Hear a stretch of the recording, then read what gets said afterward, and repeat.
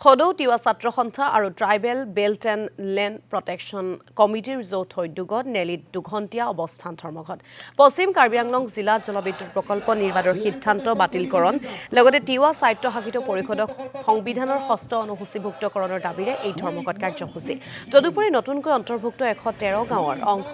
voter তালিকা প্ৰস্তুত কৰি শীঘ্ৰেই তিৱা স্বায়ত্তশাসিত পৰিষদৰ নিৰ্বাচনৰ দাবী সংগঠনকেইটাৰ লগতে পৰিষদত সংঘটিত দুৰ্নীতিৰ CBI তদন্তৰো দাবী ধৰ্মঘটকাৰীসকলৰ ইফালে কাৰ্যসূচীৰ শেষত জাকিৰোড সমজিলা আয়ুক্তৰ জৰিয়তে মুখ্যমন্ত্ৰীলৈ স্মাৰক পত্ৰ প্ৰেৰণ কৰে সংগঠনকেইটাই